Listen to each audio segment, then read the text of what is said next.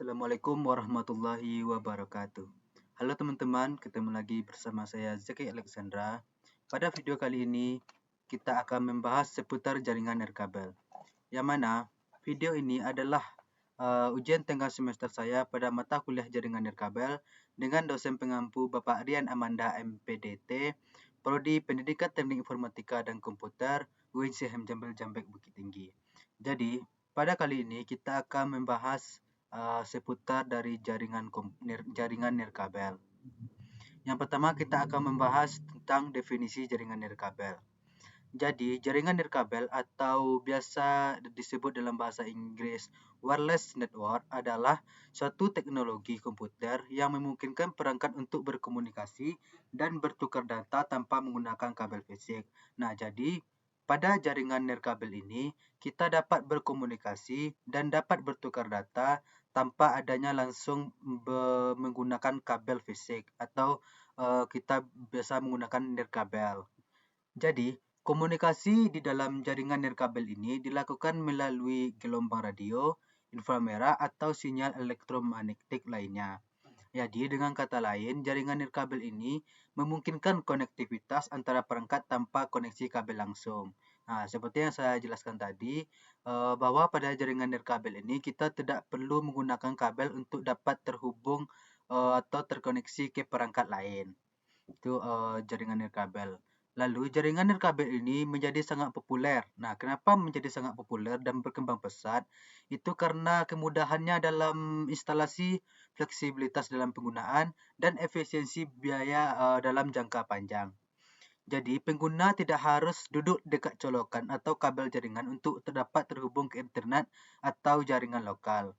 Nah, dengan kata lain, dengan adanya jaringan nirkabel ini, teknologi ini sangat membantu dalam berbagai sektor. Contohnya, seperti dalam bidang pendidikan, dalam bidang bisnis, industri, bahkan dalam bidang pemerintahan.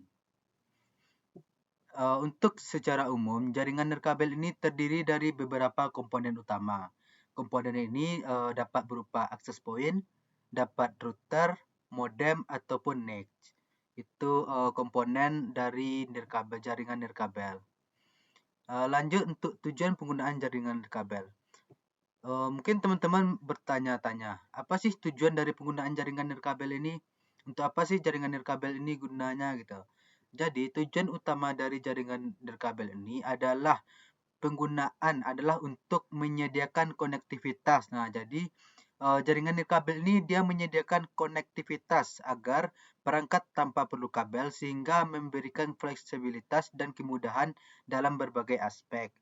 Nah, jadi jaringan nirkabel ini dia itu menyediakan sebuah konektivitas antara perangkat tanpa perlu kabel, misalkan dari perangkat laptop ke perangkat HP. Nah, jadi mereka dapat terhubung tanpa adanya kabel. Tujuan lain dari adanya penggunaan jaringan nirkabel ini yang pertama mobilitas pengguna. Jadi, pengguna dapat mengakses jaringan dari berbagai lokasi tanpa harus terhubung secara fisik. Nah, seperti yang saya sampaikan tadi, jadi pengguna ini dapat mengakses jaringan tersebut dari berbagai lokasi tanpa harus terhubung secara fisik. Maksudnya, terhubung secara fisik ini terhubung dengan kabel langsung gitu. Jadi, tidak menggunakan kabel secara langsung. Yang kedua, tujuan yang kedua adalah untuk mengurangi biaya instalasi kabel. Nah, karena pada jaringan nirkabel ini tidak memerlukan banyak kabel, jadi dapat mengurangi biaya dalam instalasi kabel karena kita tidak membutuhkan banyak kabel. Gitu. Jadi kabelnya tidak banyak yang habis atau yang banyak digunakan. Yang ketiga itu fleksibilitas pengaturan perangkat, yang mana jaringan nirkabel ini memungkinkan perpindahan dan pengaturan ulang perangkat secara mudah.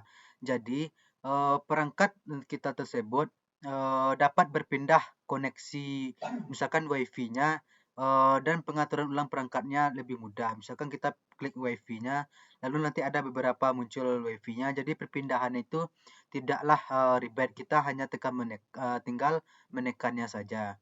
Lalu yang keempat, akses jaringan dan dalam lingkungan sulit. Nah, jadi jaringan nirkabel ini berguna di tempat-tempat yang sulit atau tidak mungkin dipasangi kabel.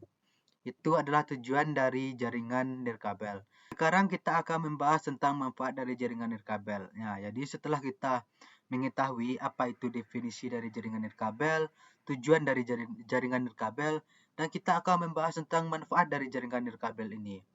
Nah, jadi apa saja sih manfaat dari adanya jaringan nirkabel ini? Manfaat yang pertama adalah dari segi mobilitas, yang mana pengguna dapat berpindah tempat dengan tetap terhubung ke jaringan, misalnya saat menggunakan laptop di rumah, di kampus, ataupun di kafe. Nah, jadi pada jaringan nirkabel ini kita dapat berpindah tempat tanpa terputus ke jaringan. Misalkan awalnya kita di rumah, habis itu kita pergi ke kampus, kita bisa tetap terhubung ke jaringan nirkabel ini. Yang kedua, efisiensi biaya dan waktu, yang mana pemasangan jaringan nirkabel lebih cepat dan hemat biaya dibandingkan jaringan kabel yang membutuhkan instalasi fisik. Seperti yang saya jelaskan pada tujuan tadi, jadi pada instalasi jaringan nirkabel ini, pemasangan jaringannya lebih cepat dan tentunya hemat. Kenapa hemat? Karena kita tidak membutuhkan banyak kabel. Kita hanya membutuhkan kabel LAN saja atau kabel fiber optik. Yang ketiga adalah skalabilitas. Nah, apa itu skalabilitas? Skalabilitas ini adalah jangkauannya maksudnya jangkauannya mudah diperluas. Cara memperluas jangkauan ini adalah dengan menambahkan komponen tadi, komponen yang ada pada jaringan nirkabel tadi, yang mana namanya biasa disebut dengan access point. Nah, jadi jika kita ingin memperluas jaringan kita, misalkan kita di dalam satu ruangan, satu lantai, misalkan rumah kita ada 3 tingkat, kita berada di tingkat yang nomor 1. Jika kita ingin menambahkan jaringan atau biasa disebut WiFi ke lantai 2, kita bisa menggunakan yang namanya access point. Nah, jadi access point inilah nanti yang memancarkan jaringan ke lantai 2. Yang ketiga adalah konektivitas instan, yang mana perangkat yang memiliki fitur WiFi atau Bluetooth bisa langsung terhubung ke jaringan yang tersedia tanpa proses yang rumit. Jadi, misalkan nih, perangkat kita contohnya HP atau laptop mempunyai fitur WiFi. Kita bisa langsung pencet tersebut dan pilih jaringan mana yang kita gunakan. Jadi kita tidak rumit dalam menghubungkan jaringan ke perangkat ataupun perangkat ke jaringan. Yang kelima, dari segi penggunaan pada area terbuka. Nah, jaringan nirkabel bisa diterapkan di luar ruangan seperti di taman, seperti di lapangan, ataupun di area publik lainnya. Jadi, pada jaringan nirkabel ini, kita tidak hanya bisa memasangnya di ruangan. Ruangan ini contohnya di dalam kamar, di dalam ruang tamu, di kelas. Jadi kita bisa memasangnya di taman atau di lapangan ataupun di area publik lainnya. Itu adalah manfaat dari jaringan nirkabel. Selanjutnya kita akan masuk ke pembahasan yang baru. Kita akan membahas tentang penjelasan perangkat keras jaringan nirkabel. Tadi juga saya singgung mengenai perangkat keras yang digunakan pada jaringan nirkabel ini. Jadi agar jaringan nirkabel kita ini dapat berfungsi, maka diperlukan beberapa komponen. Nah, komponen inilah nanti yang sebagai medianya agar jaringan nirkabel kita ini dapat berfungsi dan dapat terkoneksi ke perangkat kita masing-masing. Yang pertama itu access point atau titik akses. Seperti yang sudah saya singgung sebelumnya, access point ini atau biasa disebut titik akses adalah perangkat jaringan yang berfungsi untuk menghubungkan perangkat nirkabel ke jaringan kabel. Ia bertindak sebagai jembatan antara jaringan lokal berkabel atau LAN dengan perangkat seperti laptop, smartphone, atau tablet yang mengakses jaringan melalui WiFi. Jadi access point ini berfungsi sebagai jembatan atau sebagai penghubung antara perangkat nirkabel, antara jaringan nirkabel ke perangkat kita seperti laptop, smartphone, atau tablet, dan lain sebagainya. Mungkin teman-teman bertanya-tanya, kayak gimana sih bentuk dari access point ini? Jadi bentuk dari access point ini dia seperti kotak pipih kecil Nah, yang mana biasanya terdiri dari satu atau dua antena eksternal. Namun untuk zaman sekarang ini karena zaman sudah canggih, juga sudah ada yang memiliki antena internal yaitu tersembunyi di dalam bagian access point-nya. Nah, access point ini biasanya sering ditempatkan di dinding-dinding atau di langit-langit atau di atas meja, yang mana tujuannya agar penyebaran dari sinyal ini merata ke semua tempat. Lalu apa sih fungsi dari access point ini? Jadi fungsi dari access point ini adalah untuk memancarkan sinyal nirkabel atau WiFi dari jaringan kabel yang sudah ada. Nah, dengan begitu, perangkat-perangkat nirkabel bisa terhubung ke jaringan lokal maupun internet melalui sinyal yang dipancarkan oleh access point. Nah, jadi perangkat kita mereka dapat menerima sinyal yang dipancarkan oleh access point. Nah, access point ini nantinya yang terhubung ke kabel LAN lalu nanti menyebarkan, maksudnya yang terhubung ke router melalui kabel LAN nanti lalu memancarkan jaringan ke perangkat kita. Nanti perangkat kita inilah yang menangkap jaringan tersebut. Tetapi yang perlu teman-teman pahami bahwasanya access point ini berbeda dengan router. Kalau router itu biasanya membagi koneksi internet dan mengatur IP address perangkat. Sedangkan access point hanya bertugas sebagai pemancar sinyal dan tidak mengatur distribusi IP atau keamanan jaringan. Nah, jadi access point harus terhubung ke jaringan atau router agar dapat berfungsi. Nah, seperti yang saya jelaskan tadi, bahwasanya access point ini hanya berfungsi sebagai memancarkan jaringan yang telah terhubung ke router. Tidak bisa, jadi access point ini mereka tidak bisa mengatur IP ataupun keamanan dari jaringan komputer, jaringan internet kita. Bagaimana cara kerja dari access point ini? Nah, jadi cara kerja dari access point ini adalah yang pertama, access point dihubungkan ke switch atau router melalui kabel LAN. Yang kedua, access point ini menerima data dari jaringan kabel LAN tadi. Lalu access point ini mengubah data tersebut menjadi sinyal radio. Nah, lanjut yang keempat, perangkat nirkabel menangkap sinyal radio itu untuk mengakses jaringan. Nah, jadi cara kerja dari access point ini, yang pertama access point itu dihubungkan dulu ke switch atau ke router, itu kita menggunakan kabel LAN. Nah, setelah dihubungkan melalui kabel LAN tadi, maka access point tersebut mengubah data tersebut menjadi gelombang sinyal radio. Nah, yang mana gelombang inilah yang ditangkap nantinya oleh perangkat kita. Nah, sehingga kita bisa mengakses jaringan.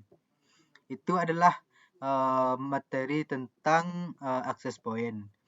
Komponen yang kedua ada namanya Wireless Network Interface Card atau biasa disingkat dengan NIC.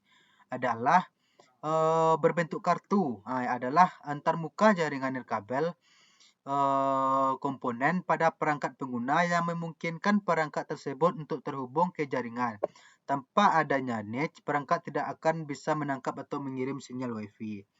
Nah, jadi Wireless Network Interface Card ini atau NIC ini adalah sebuah kartu antarmuka jaringan nirkabel yang ada di dalam perangkat kita, baik itu di dalam laptop maupun di perangkat HP.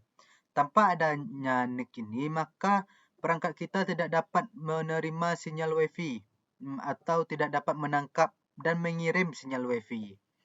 Untuk bentuknya, NIC hadir dalam dua bentuk utama. Yang pertama itu internal NIC yang sudah tertanam di dalam laptop, smartphone, atau dalam tablet. Yang kedua eksternal NIC atau berupa dongle USB WiFi atau kartu jaringan yang dicolokkan ke port USB atau slot ekspansi di komputer atau desktop. Nah, jadi untuk NIC ini sudah menggunakan dua bentuk. Yang pertama itu ada yang dari internal itu langsung tertanam di dalam laptop kita atau di dalam HP kita. Yang kedua adalah menggunakan eksternal atau external NIC, yaitu bisa kita colokkan ke port USB pada perangkat kita. Contohnya ke perangkat laptop atau HP. Fungsi dari niche ini adalah menerima dan menangkap sinyal Wi-Fi antara perangkat pengguna dan jaringan.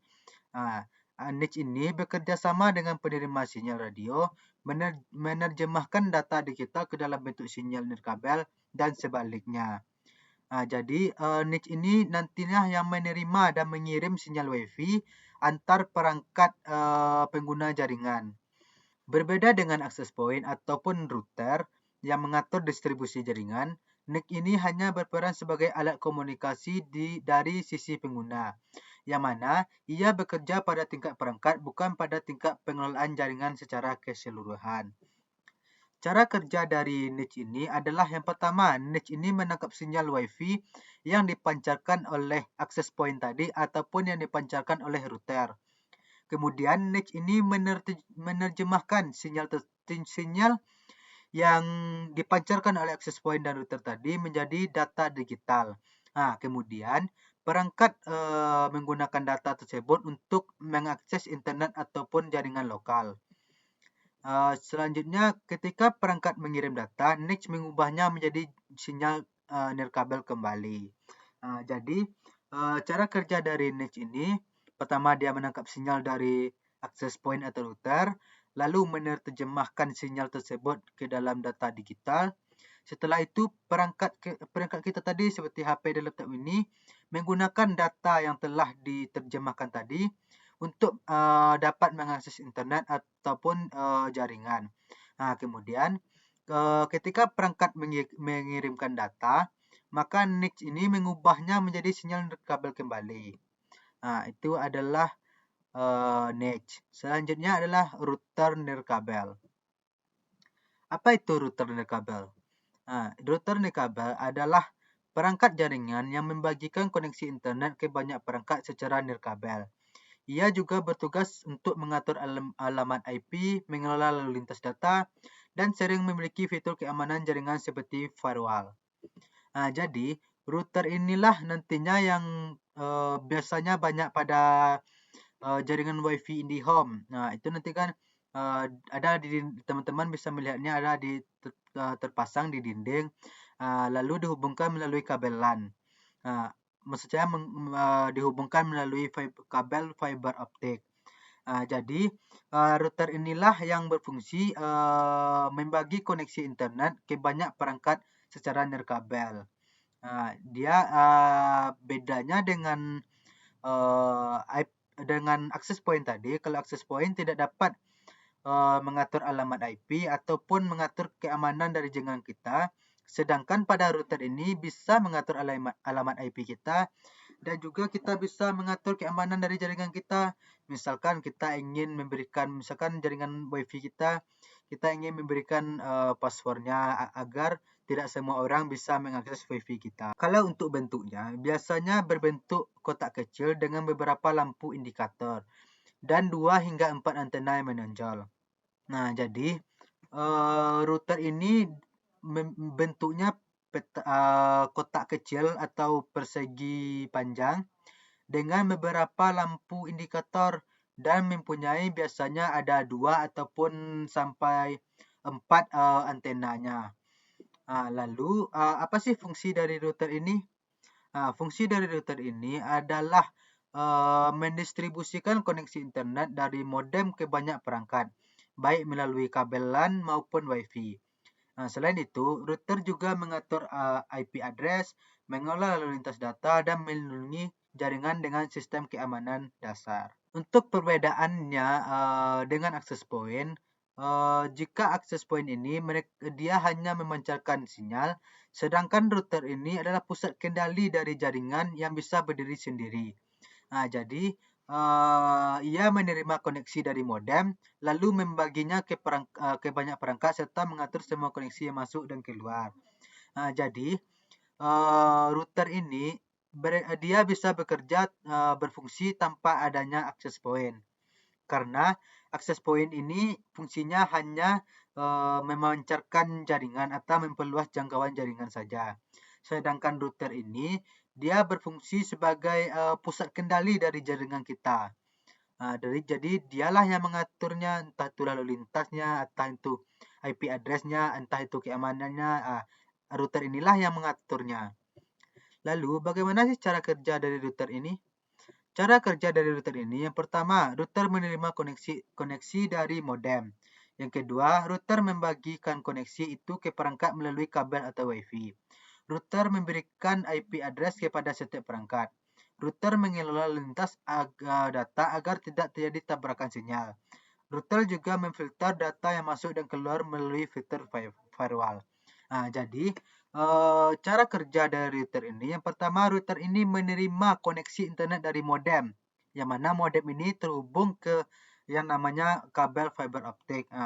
Setelah router ini menerima koneksi internet dari modem, lalu koneksi tersebut dibagi ke perangkat bisa melalui kabel ataupun melalui WiFi. Jadi pada router ini ada bagian di bawahnya dapat memancarkan jaringan itu menggunakan kabel, namanya kabel LAN.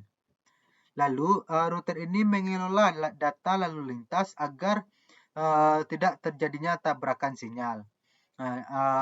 Router ini juga bisa memfilter data ataupun bisa memberikan keamanan yang lebih dengan memberikan sandi agar tidak semua orang bisa mengakses jaringan kita tersebut. Itu adalah router. Yang keempat, antena. Antena dalam jaringan kabel adalah komponen yang berfungsi untuk memancarkan dan menerima sinyal radio, yang mana ia merupakan bagian penting dalam semua perangkat jaringan kabel, baik itu router, access point, maupun edge. Selanjutnya adalah antena. Antena di dalam jaringan nirkabel adalah komponen yang berfungsi untuk memancarkan dan menerima sinyal radio, yang mana antena ini merupakan bagian yang penting di dalam semua perangkat jaringan nirkabel, baik itu router, access point, maupun edge. Bentuk dari antena ini biasanya berbentuk batang kecil panjang, biasanya bisa berwarna hitam atau putih yang menonjol dari perangkat. Seperti pada router itu ada antenanya bisa 2 atau 4 antena. Cuman di beberapa smartphone atau router yang modern pada saat sekarang ini itu antenanya sudah internal maksud saya, internal dan terpasang di dalam router tersebut. Jadi tidak kelihatan secara langsung. Fungsi dari antena ini sebagai pemancar dan penerima gelombang radio, yang mana antena ini memungkinkan perangkat untuk berkomunikasi secara nirkabel dengan perangkat lain, seperti antara router dengan laptop. Jadi antena ini dia berfungsi sebagai pemancar sekaligus sebagai penerima gelombang radio, yang mana memungkinkan perangkat kita tersebut untuk berkomunikasi secara nirkabel dengan perangkat lain. Misalnya router tadi kan, router dengan laptop. Router ini kan memancarkan jaringan gelombang radio yang memancarkan jaringan, nanti laptop ini menangkap jaringan tersebut. Lalu antena ini bukan perangkat mandiri, melainkan bagian dari perangkat lain seperti router atau edge.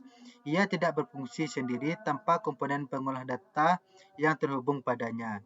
Jadi seperti yang saya jelaskan tadi, bahwa antena ini tidak berdiri sendiri, melainkan terhubung atau bagian dari komponen lain, yaitu bisa bagian dari router yang menonjol, ada 2 atau 4 yang menonjol. Itulah yang nantinya menerima gelombang radio dan juga bisa memancarkan gelombang radio. Cara kerja dari antena ini, yang pertama antena menerima data dari komponen internal perangkat. Lalu ia mengubah data digital menjadi sinyal radio untuk dipancarkan. Lalu antena perangkat lain menangkap sinyal tersebut. Proses sebaliknya terjadi pada saat menerima sinyal masuk. Itu adalah dari penjelasan dari antena. Selanjutnya adalah modem. Apa itu modem? Jadi modem ini adalah singkatan dari modulator demulator, yang mana modem ini perangkat yang mengubah sinyal digital menjadi analog ataupun sebaliknya. Modem ini memungkinkan komputer dan jaringan lokal terhubung ke internet melalui penyedia layanan internet. Bentuk dari modem ini biasanya berbentuk kotak kecil dengan tanda mempunyai lampu indikator yang menunjukkan status koneksi. Pada modem ini dia tidak memiliki antena. Kenapa nggak memiliki antena? Karena modem ini tidak dapat memancarkan sinyal WiFi. Fungsi dari modem ini adalah untuk menerima sinyal dari ISP, lalu mengubahnya menjadi bentuk digital yang biasa diproses oleh perangkat jaringan lokal. Modem ini juga mengirim sinyal dari perangkat lokal kembali ke ISP dalam bentuk analog. Modem tidak membagi koneksi ke banyak perangkat dan tidak memiliki fitur manajemen jaringan. Ia hanya menjadi penghubung antara jaringan lokal dan jaringan ISP. Yang mana biasanya modem ini bekerja berdampingan dengan router. Jadi modem ini dia tidak bisa bekerja sendiri. Dia membutuhkan komponen lain untuk dapat berfungsi atau untuk dapat bekerja. Lalu bagaimana cara kerja dari modem ini? Cara kerja dari modem ini, yang pertama modem menerima sinyal analog dari kabel ISP. Kemudian modem ini mengubah sinyal analog tersebut menjadi sinyal digital. Sinyal digital inilah yang dikirim ke router untuk didistribusikan. Ketika data dikirim ke internet, modem mengubahnya kembali dari digital ke analog. Jadi jika modem ini menerima sinyal, maka bentuknya analog. Jika dia mengirim, maka modem ini mengubahnya kembali dari data digital ke data analog. Lalu kita masuk ke materi selanjutnya adalah konsep umum WPAN atau singkatan dari Wireless Personal Area Network. Apa itu WPAN? WPAN ini adalah jaringan nirkabel yang memiliki jangkauan yang sangat pendek. Biasanya hanya 1 atau 10 meter, 1 hingga 10 meter. Dari namanya saja adalah wireless personal. Jadi jangkauannya sudah pasti pendek, hanya 1 hingga 10 meter saja. Jaringan ini dirancang untuk menghubungkan perangkat-perangkat pribadi yang berada dalam satu ruangan kecil atau bahkan di dalam lingkup tubuh manusia seperti smartphone, headset, Bluetooth, ataupun perangkat wearable lainnya. Contoh paling umum dari teknologi WPAN ini adalah Bluetooth yang memungkinkan perangkat-perangkat tersebut bertukar data tanpa perlu kabel. Contohnya nih, kan kita mempunyai HP. HP kita tersebut ada Bluetooth-nya. Jadi kita ingin membagi data atau bertukar data. Maka kita bisa menggunakan Bluetooth ini untuk bertukar data. Cuman karena WPAN ini jaraknya hanya 1 hingga 10 meter, maka antara satu perangkat dengan antara perangkat penerima dengan perangkat pengirim itu tidak bisa lebih dari 10 meter. Kalau misalkan lebih dari 10 meter, maka koneksinya akan terputus atau data yang dikirim tersebut bisa gagal.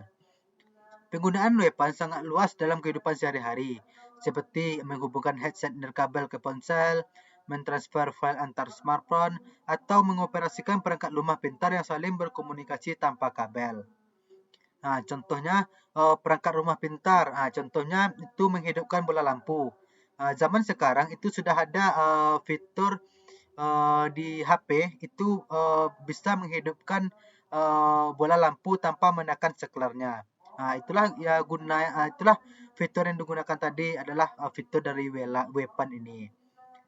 Selain itu, WPAN biasanya tidak memerlukan infrastruktur jaringan yang rumit. Cukup ada satu perangkat utama sebagai pusat koneksi dan perangkat lain yang bergabung. Jadi WPAN ini dia tidak membutuhkan jaringan. Dia hanya membutuhkan perangkat pengirim dan perangkat penerima. Jika sudah ada dua tersebut, maka kita bisa bertukar data ataupun bisa bertukar data. Namun, WPAN tidak bisa digunakan untuk menghubungkan perangkat dalam jarak yang lebih jauh, sehingga kurang cocok jika ingin membangun jaringan dalam ruangan yang besar atau banyak perangkat sekaligus. Seperti yang saya jelaskan tadi, karena jangkauan dari WPAN ini sangat kecil, maka kita akan kesulitan jika nantinya kita membangun sebuah jaringan dalam ruangan yang besar. Contohnya dalam sebuah aula itu kan besar. Jadi kita tidak bisa menggunakan weapon ini di dalam aula tersebut. Lalu, kecepatan transfer data pada weapon juga relatif rendah dibanding jaringan lain yang memiliki jangkauan yang lebih luas. Selain jaraknya, kecepatan transfernya juga sangat rendah. Tuh. Lalu, untuk kelebihan dari weapon ini, yang pertama, konsumsi daya yang sangat rendah.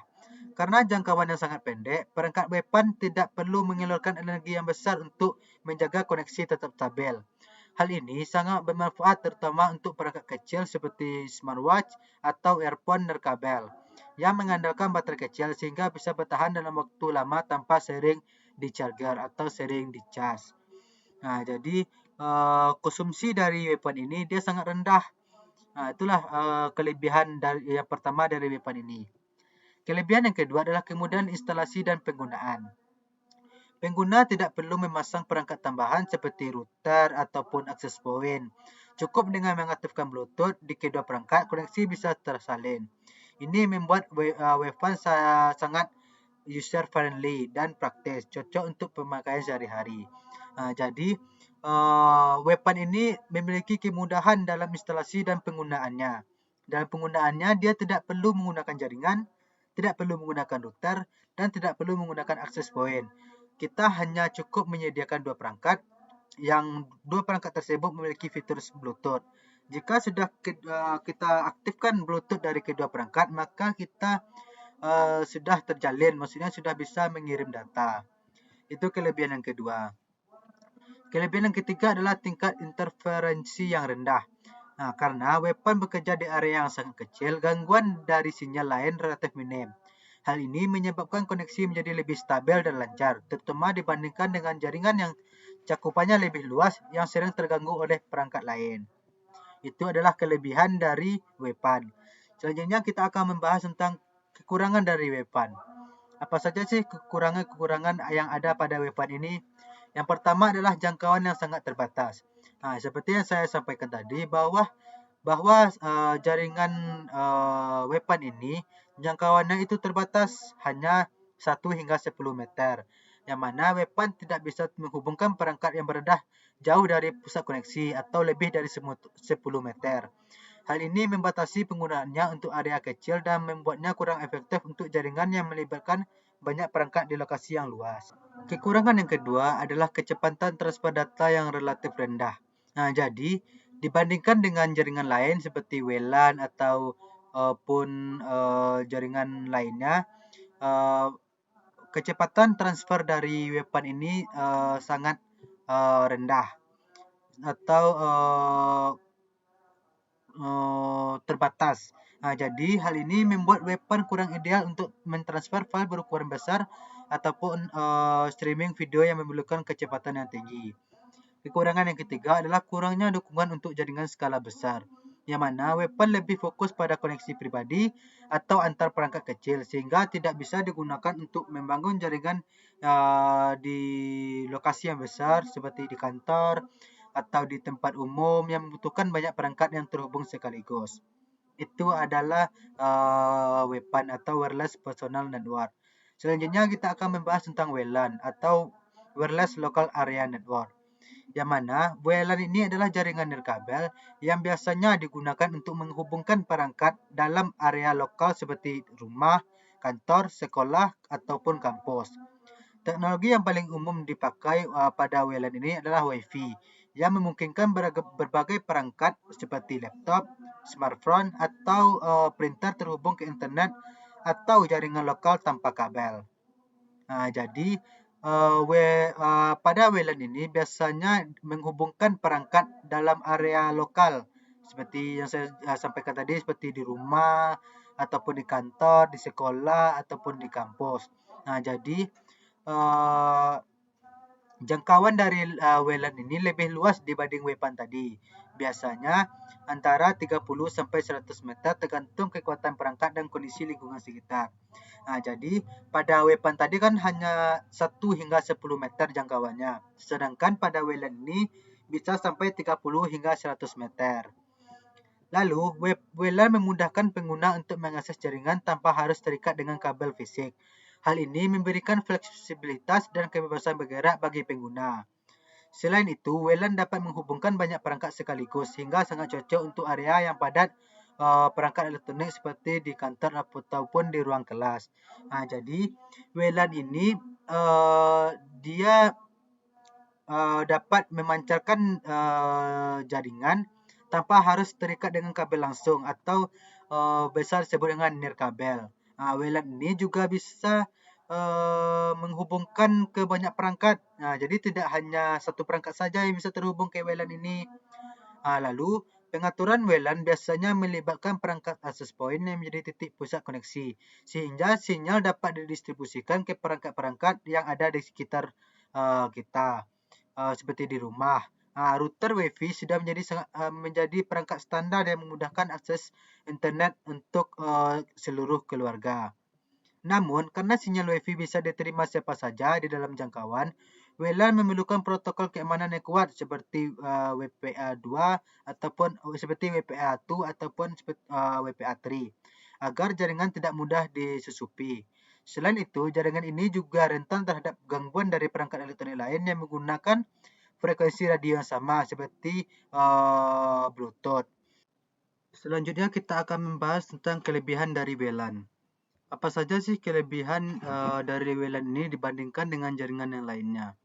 Kelebihan yang pertama adalah WLAN adalah jangkauan yang cukup luas. Dengan kemampuan jangkauannya sampai 100 meter, WLAN memungkinkan banyak perangkat di area rumah atau kantor bisa terhubung dengan lancar tanpa perlu kabel yang rumit. Jadi kelebihan yang pertama adalah WLAN ini dari segi jangkauannya sudah lebih luas dibandingkan dengan jaringan WPAN. Kelebihan yang kedua adalah fleksibilitas dan mobilitas pengguna, yang mana WLAN memungkinkan pengguna bergerak bebas dalam jangkauan sinyal tanpa kehilangan koneksi internet. Misalnya kita bisa menggunakan laptop di ruang tamu, bisa di kamar ataupun di ruang kerja tanpa tergantung pada kabel LAN. Kelebihan yang ketiga adalah kemudahan instalasi dan penggunaan, yang mana router WiFi yang modern umumnya sudah dilengkapi dengan fitur plug and play, sehingga pengguna cukup menyalakan dan menghubungkan perangkat tanpa konfigurasi yang rumit, yang mana ini membuat WLAN mudah diakses oleh orang awam sekalipun. Itu adalah kelebihan dari WLAN. Lalu, apa saja kekurangan yang ada pada jaringan WLAN ini? Kekurangan yang pertama adalah risiko keamanan, yang mana karena sinyal WiFi yang dapat diakses oleh siapa saja dalam jangkauan, maka jaringan ini rentan terhadap pencurian data ataupun perangan siber jika tidak dilengkapi dengan protokol keamanan yang tepat. Kekurangan yang kedua dari WLAN ini adalah gangguan sinyal, yang mana WLAN menggunakan frekuensi radio yang sama dengan banyak perangkat lain, seperti pada Bluetooth, sehingga sinyal tersebut bisa terganggu. Gangguan ini dapat menyebabkan kecepatan internet yang menurun atau koneksinya menjadi tidak stabil. Kekurangan ketiga adalah keterbatasan jumlah perangkat. Meskipun WLAN dapat menghubungkan banyak perangkat, ada batas maksimum yang dapat ditangani oleh satu access point. Jika terlalu banyak perangkat terhubung sekaligus, maka kecepatan dan kualitas jaringan dapat menurun. Jadi, meskipun pada WLAN ini bisa menghubungkan banyak perangkat, tetapi jika perangkat tersebut sudah maksimal atau perangkatnya sudah melebihi batas, maka kecepatannya dan kualitas jaringannya menjadi turun. Selanjutnya kita akan membahas tentang keamanan WLAN, yang mana keamanan WLAN adalah merujuk pada serangkaian teknologi, protokol dan kebijakan yang digunakan untuk melindungi jaringan nirkabel lokal atau WiFi dari akses yang tidak sah, dari penyadapan, gangguan, dan serangan siber. Karena WLAN menggunakan gelombang radio yang dapat dipancarkan ke segala arah tanpa kabel fisik, maka jaringannya rentan terhadap penyusupan jika tidak dilindungi dengan baik. Jadi pada WLAN ini, karena WLAN ini memang menggunakan gelombang radio, yang mana gelombang radio ini bisa dipancarkan ke seluruh arah, maka jaringan tersebut rentan terhadap penyusupan. Itu terjadi penyusupan jika tidak dilindungi dengan baik. Oleh karena itu, sistem keamanan WLAN menjadi aspek yang sangat penting dalam implementasi jaringan WLAN, terutama di lingkungan seperti di rumah, seperti di kantor maupun di area publik lainnya. Dalam WLAN, data yang dikirim antar perangkat melalui udara dapat dengan mudah ditangkap oleh siapapun yang berada di dalam jangkauan sinyal Wi-Fi. Jika jaringan tidak dienkripsi, maka informasi yang sensitif seperti password atau email hingga transaksi keuangan dapat dibaca oleh pihak yang tidak bertanggung jawab. Maka dari itu, pengamanan WLAN biasanya dilakukan dengan penggunaan metode enkripsi seperti WIP atau WPA atau WPA2. Hingga yang terbaru adalah WPA3. Setiap jenis enkripsi ini memiliki tingkat keamanan yang berbeda dan terus diperbarui mengikuti perkembangan teknologi serta pola serangan dari cyber. Selain enkripsi, keamanan WLAN juga melibatkan metode autentikasi yang memastikan bahwa pengguna yang sah yang dapat mengakses jaringan. Jadi keamanan WLAN ini selain menggunakan enkripsi juga menggunakan metode autentifikasi. Jadi orang yang sah atau orang yang terdaftar saja yang bisa mengakses jaringan, sehingga orang yang tidak terdaftar atau tidak sah tidak dapat mengakses jaringan tersebut. Yang mana hal ini bisa dilakukan dengan melalui password Wi-Fi, login portal, bahkan autentifikasi berbasis MAC address atau sertifikat digital. Di sisi lain, manajemen akses seperti segmentasi jaringan atau VLAN, firewall, dan pemantauan grafik secara real-time juga menjadi bagian dari strategi keamanan WLAN. Keamanan WLAN tidak hanya tergantung pada perangkat keras dan perangkat lunak, tetapi juga pada kesadaran penggunanya. Banyak kasus kebocoran data karena kelalaian seperti membiarkan jaringan terbuka tanpa kata sandi. Jadi serangan yang ada pada WLAN ini tidak hanya disebabkan oleh perangkat keras ataupun perangkat lunak yang digunakan, bisa juga dari kita sendirinya karena kita lalai seperti contohnya itu tidak memasang kata sandi pada jaringan kita, sehingga siapapun bisa mengakses jaringan kita tersebut. Ataupun jika kita memasang kata sandi tetapi kata sandi yang sangat lemah, contohnya 1, 2, 3, 4, 5 ABCD, sehingga orang mudah menebak sandi tersebut atau tidak memperbarui firmware perangkat. Oleh karena itu, pendidikan keamanan siber juga menjadi bagian penting dalam menjaga integritas jaringan WLAN, terutama di lingkungan yang memiliki banyak pengguna seperti di kantor, di sekolah, ataupun di tempat umum lainnya. Langkah-langkah dalam pengamanan WLAN secara teknis, saya mengambil beberapa saja. Yang pertama adalah dengan mengaktifkan enkripsi jaringan, yang mana enkripsi jaringan ini adalah proses mengamankan data yang dikirimkan melalui jaringan dengan cara mengacak encode data tersebut, sehingga hanya penerima yang memiliki kunci enkripsi yang tepat yang dapat atau yang bisa membaca dan memahami dari data tersebut.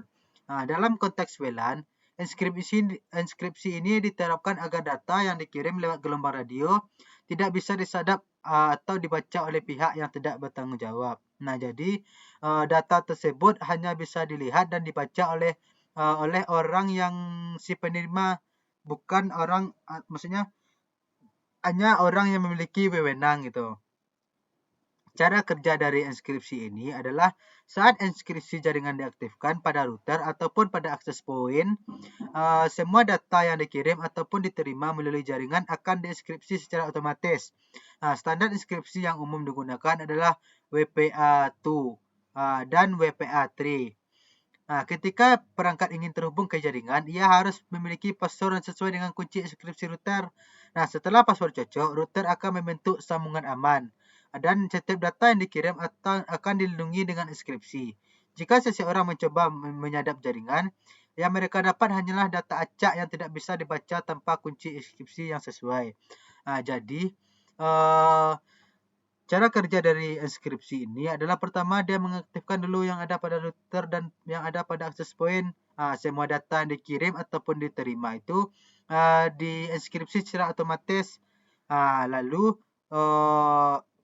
ketika kita memasukkan password dan sesuai dengan kunci enkripsi router, kita bisa login dan tersambung dengan aman. dan setiap data yang dikirim akan dilindungi secara enkripsi. Lanjut, yang kedua adalah mengatur autentifikasi yang kuat, yang mana autentifikasi adalah proses verifikasi identitas untuk memastikan bahwa hanya pengguna atau perangkat yang sah yang dapat mengakses jaringan. Autentifikasi ini yang kuat berarti menggunakan metode yang sulit ditebak atau yang dipalsukan untuk mencegah akses yang tidak sah ke dalam jaringan. Cara kerja dari autentifikasi ini adalah dilakukan melalui penggunaan kata sandi atau password. Agar autentifikasi ini kuat, password yang digunakan harus unik, panjang, dan tidak mudah ditebak. Terdiri dari kombinasi huruf besar, huruf kecil, angka, dan simbol. Seperti contohnya misalkan sandinya XPAZNO dikombinasikan dengan angka 1968 dan dikombinasikan dengan huruf kecil dan huruf besar. Beberapa jaringan perusahaan juga menggunakan autentifikasi tingkat lanjut atau metode autentifikasi dua faktor, di mana pengguna perlu memasukkan kode verifikasi tambahan yang dikirim ke perangkat mereka. Cara kerja autentifikasi ini adalah dengan memverifikasi identitas pengguna melalui faktor tertentu sebelum mengizinkan koneksi. Jika identitas tidak cocok, maka akses akan ditolak. Yang ketiga adalah melakukan pembaruan firmware secara berkala, yang mana perangkat lunak atau software bawaan yang tertanam di dalam perangkat keras seperti di dalam router ataupun di dalam access point yang mengatur bagaimana perangkat tersebut berfungsi. Pembaruan dari firmware adalah proses mengganti atau memperbarui versi firmware yang lama ke versi terbaru yang dirilis oleh produsen untuk meningkatkan performa dan keamanan. Cara kerjanya adalah dilakukan dengan mengunduh versi terbaru dari situs yang resmi dari produsen router tersebut. Jadi situsnya kita mengunduhnya harus dari situs yang resminya, tidak boleh dari situs yang abal-abal. Lalu memasangnya ke perangkat melalui antarmuka web router ataupun aplikasi manajemen. Produsen biasanya merilis update firmware ini untuk menambal kerentanan keamanan, memperbaiki bug atau menambah fitur baru.